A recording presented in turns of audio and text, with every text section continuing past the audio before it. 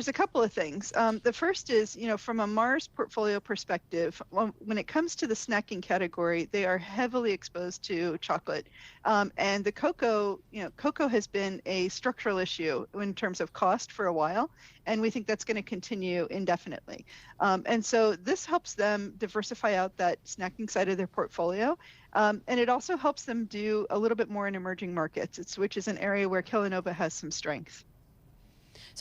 Okay, so is it offense or defense from that perspective? Because it feels like it could be a combination of both, like diversify away from just pure cocoa, but also expand.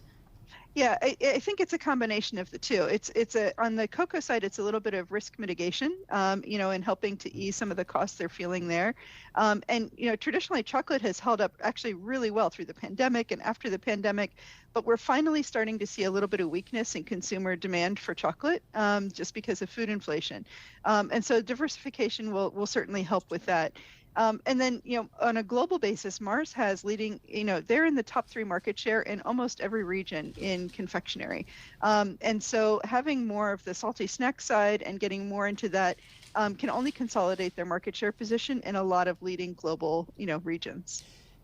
Jen, what makes this deal really interesting for me is the Mars company, because it's a private company. What do we know about Mars? Maybe, I don't know, size, capitalization.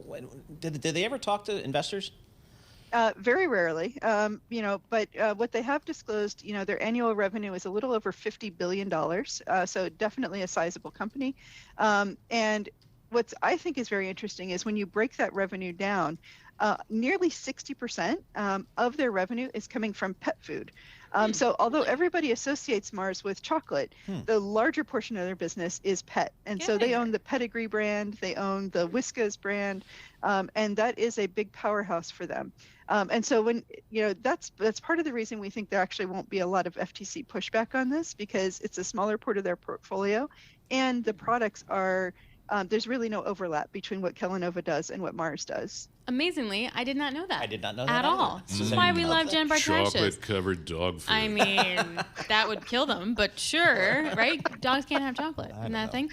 So, Jen, does this mean we're going to see a lot of other M&A in the space? And if so, sort of who and where would we see that? Well, we've seen a lot of sentiment towards tuck-in acquisitions over the last couple of years, but there are some pressures that are affecting the industry.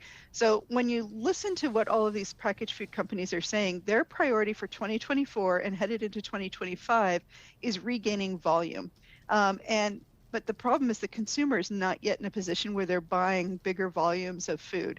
And so M&A is a potential route to be able to better navigate the market. So, in this instance with this deal, we're expecting over $1 billion in synergies between Mars and Kellanova, coming from procurement, coming from manufacturing, things like that. So I think that this deal may spark at least some consideration for larger deals again in the packaged food space, as they're trying to find ways to contain costs, expand their geographic and product footprint at a time when it's hard to spend to spur consumers into buying greater volumes. So it may be an alternative for them. Jen, here's the big question out there for, I think, most consumers, as John Tucker digs into a bag of Cheez-Its. In food inflation, you cover the packaged goods companies, you cover the grocery stores as well. Those prices, while the rate of inflation has slowed, those prices ain't coming down, are they? They're coming down, but very, very slowly. And so if you look on it on a basis, a comparison back to 2019, food prices are still almost 20% higher than they were in 2019.